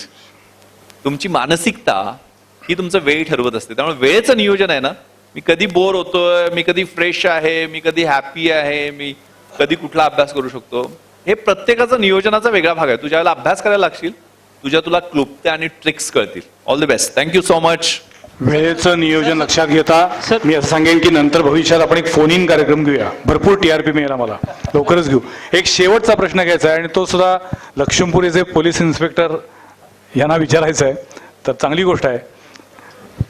आमने सामने. मला प्रथम मी प्रश्न विचारण्याच्या अगोदर सरांची परवानगी घेऊन, आपल्या सर्वांची परवानगी घेऊन 1 मिनिट बोलणार आहे. अकलूजचा 250 ते 250 किलोमीटरहून एक विद्यार्थी येतो आणि अरुण नरके फाउंडेशनच्या कार्यक्रमात सहभागी होतो. हेच या आजच्या कार्यक्रमाचं मोठं फलित आहे. जसं चारुदत्त सरांनी सांगितलं की सर IPS नसते झाले तर प्राध्यापक झाले असते, परंतु एवढे ज्ञानी, एवढे हुशार अधिकारी आमच्या पोलीस विभागाला आणि महाराष्ट्र पोलीस विभागाला लाभायचे होते. एका खेड्यागावातून आलेल्या विद्यार्थ्याची एवढी उंची व्हायची होती आणि त्यांच्यातली जी सामाजिक सेवा देण्याची जी बांधिलकी आहे, ते असे गायडन्स असणारे, सुपरविजन मार्गदर्शन आम्हाला मिळणारे अधिकाऱ्यांच्या हाताखाली काम करताना धुमाळ साहेब आहेत किंवा इथले अधिकारी कर्मचारी आहेत, त्यांना सार्थ अभिमान आहे आणि त्यांची ही परंपरा आम्ही पुढे चालवत ठेवणार आहे. आजच्या ह्या कार्यक्रमामधून आपण सरांनी ह्या विद्यार्थ्यांना जे तत्वज्ञान, जे ज्ञान त्यांच्याकडचं आहे हे सांगितलेलं आहे. जसं चारुदत्त सरांनी सांगितलं की हे अनुभवातून सांगितलेलं आहे. हे आपण आज जाताना जे शिदोरी घेऊन जाल त्यापणे निश्चितपणे आपण ह्या यशाच्या शिखरावर आपण पोचणार आहात. मी सरांपेक्षा वयाने मोठा आहे, बऱ्याच वेळेला ऐकलं की सर तरुणांचे आयकॉन आहेत, आयडियल आहेत, आयडॉल आहेत, परंतु आज मी सांगतो की आमचे आयकॉन आणि आयडॉल आहेत. मला एकच प्रश्न सरांना विचारायचा आहे की खेडेगावातनं विद्यार्थी आलेले असतात, शहरातल्या विद्यार्थ्यांना बरेच प्रश्न असतात. इंग्लिश हा वीक पॉइंट असतो, त्या भाषावर कमांड करण्यासाठी, त्या भाषेची भीती दूर जाण्यासाठी, ह्या इंग्लिशचं भय दूर जाण्यासाठी मुलांनी काय केलं पाहिजे याबाबत मार्गदर्शन करावं सर. थँक्यू सावंत साहेब फॉर युअर काइंड वर्ड्स. इंग्लिशची भीती आणि कॉम्प्लेक्स, इन्फेरिटी कॉम्प्लेक्स, न्यूनगंड, तो कसा दूर करायचा हा त्यांचा प्रश्न आहे. एक तर सिव्हिल सर्व्हिसेसची तयारी करताना मराठी माध्यम जरी असलं तरी जोपर्यंत तुमचं इंग्रजी खूप चांगलं असणार नाहीये तोपर्यंत तुम्ही यश मिळवणं खूप कठीण आहे. तुम्हाला इंग्रजीमधले कॉन्सेप्ट समजलेच पाहिजेत, तुम्हाला इंग्रजी पेपर वाचता आले पाहिजेत, कारण नॅशनल लेवलचे म्हणजे MPSC बद्दल मी बोलत नाहीये, UPSC बद्दल बोलतोय. तुम्हाला हिंदू पेपर वाचता आला पाहिजे, तुम्हाला फ्रंटलाईन वाचता आलं पाहिजे, तुम्हाला त्यातले कन्सेप्ट व्यवस्थित कळले पाहिजेत आणि त्यासाठी बेसिकली तुमची इंग्रजी भाषेवरची कमांड चांगली असली पाहिजे आणि त्यासाठी व्होकॅबलरी शब्दसंग्रह पहिल्यांदा वाढवला पाहिजे. शब्दसंग्रह वाढवण्यासाठी छोट्या छोट्या क्लुप्त्या आहेत, ट्रिक्स आहेत, पुस्तकं आहेत. पुस्तक म्हणजे नॉर्मन लेविसचं मी वर्ड पॉवर मेड इझी नावाचं खूप सुंदर पुस्तक आहे की ज्यामध्ये शब्दांचं ओरिजिन, प्रत्येक शब्दाचा प्रिफिक्स आणि सफिक्स याच्या माध्यमातून शब्दाची उत्पत्ती कशी झाली. आता गायनाकोलॉजिस्ट गायन म्हणजे काय, लॉजिस्ट म्हणजे काय, हे प्रत्येक शब्दाची उत्पत्ती त्या पुस्तकामध्ये खूप चांगल्या पद्धतीनं समजावून सांगितलं. कुठलं पुस्तक? नॉर्मन लेविस यांचं word power made easy. Word power made easy मार्केटमध्ये खूप पॉप्युलर पुस्तक आहे. त्यांनी मला बेसिकली व्होकॅबलरी वाढवण्यामध्ये, मग मला त्या सफिक्स आणि प्रिफिक्समुळं मला शब्द कळायला लागले. दुसरं, माझा स्वतःचा शब्दसंग्रह वाढवण्यासाठी मी प्रयत्न केले. तिसरं, मी इंग्रजीमध्ये डायरी लिहिली. मी इंग्रजीमध्ये जो काय रोजचा अभ्यास करतोय तो व्यवस्थितपणे अनालिटिकल पद्धतीने लिहिला. मी एखादा सिनेमा पाहिला तर सिनेमाचं विश्लेषण हे इंग्रजीमध्ये लिहिण्याचा प्रयत्न केला. आता तुम्हाला सगळ्यात सोपा मार्ग खूप चांगला आहे, जो म्हणजे तुम्ही इंग्रजी सिनेमे घरामध्ये पाहता त्यावेळेला खाली ज्या सब टायटल्स येतात त्यामध्ये तुम्हाला खूप चांगल्या पद्धतीनं कन्स्ट्रक्शन कळू शकतं. शब्दांची रचना, वाक्यांची रचना व्यवस्थितपणे कळू शकते.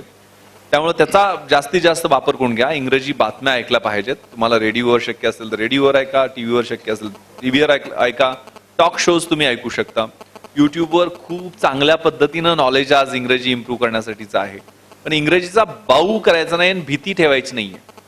जे फिअर इज व्हॉट, फिअर म्हणजे काय, non acceptance of what is uncertain. जे अस्थिर आहे ते न स्वीकारणं म्हणजे भीती.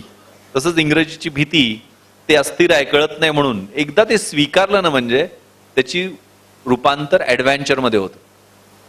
जे गोष्ट आपल्याला अस्थिर वाटते, ज्याची भीती वाटते, एकदा स्वीकारली तर ती साहस म्हणून होतं. त्यामुळे इंग्रजी एक चॅलेंज म्हणून घ्या आणि स्वतः आरशात बघून बोलायला शिका. मित्रांशी तुम्ही गप्पा मारताना बोलायला शिका. छोटी छोटी वाक्य खूप महत्वाचे. खूप काही इंग्रजी पाल्लाडी का नाही, एकदम छोटी छोटी सोपी सोपी वाक्य. मी माझ्या वेस्ट रिजनमध्ये अल्विन सल्डाना नावाचे माझे मित्र आहेत, त्यांना ट्रेनिंगसाठी बोलवलं. 30 वाक्य त्यांनी माझ्या कॉन्स्टेबलना शिकवली. त्यामुळे ते चांगल्या पद्धतीने फ्लुएंटली तिथल्या नागरिकांशी डील करायला लागले. छोटे छोटे शब्दसंग्रह, वाक्य याचा तुम्हाला फायदा होईल. इंग्रजी ही खूप रिच भाषा आहे. पण मराठीचा तर अभिमानच आहे आपल्याला, यात काही शंकाच नाहीये. याचा अर्थ इंग्रजी शिकायचं नाही असं नाही आहे. आपण क्लासेस लावा, स्पोकन इंग्लिश क्लासेस लावा. एन केन प्रकारे तुम्ही नोवेल वाचायचा प्रयत्न करा, कविता वाचण्याचा प्रयत्न करा आणि त्यातनं तुम्हाला ते वेगळं विश्व आहे. मी कारण लंडनमध्ये गेल्या वर्षी ट्रेनिंगसाठी गेलेलो होतो. मी ऑक्सफोर्ड विद्यापीठात जाऊन आलो. तिथलं जे कल्चर आहे, ड्रीम्स, माझ्या मुलीचं स्वप्न आता लंडन स्कूल ऑफ इकॉनॉमिक्स मध्ये जायचं आहे. तिला ते तशा पद्धतीचं ड्रीम, आता ती लहान असल्यामुळे ती 10वीत आहे आता, त्यामुळे ती पाहू शकते. आपल्याला ते जमेल, आपल्याला ते, पण ते मी ड्रीम तिला दाखवण्याचा प्रयत्न केला. त्यामुळे कधीतरी तिथं जाण्याची आणि तिथं एखादं भाषण देण्याची आपल्याला आयुष्यात संधी मिळाली पाहिजे असं. पण ते इंग्रजी हे पॅशन म्हणून डेव्हलप करा. कारण इंग्रजीमध्ये जगामध्ये मोठं व्हायचं असेल किंवा आपलं नाव करायचं असेल किंवा रीच वाढवायचं असेल, तो कुठं परवा एक सिनेमा होता पॅडमॅन, त्यामध्ये वुमन स्ट्रॉंग कंट्री स्ट्रॉंग, तो देतो ना युनो मध्ये भाषण, तसं ते परवा पण त्यांनी भाषणामध्ये ते वाक्य सांगितलं. त्यामुळे ती पॅशन डेव्हलप करा, निश्चित तुम्हाला यश मिळेल. Thank you so much.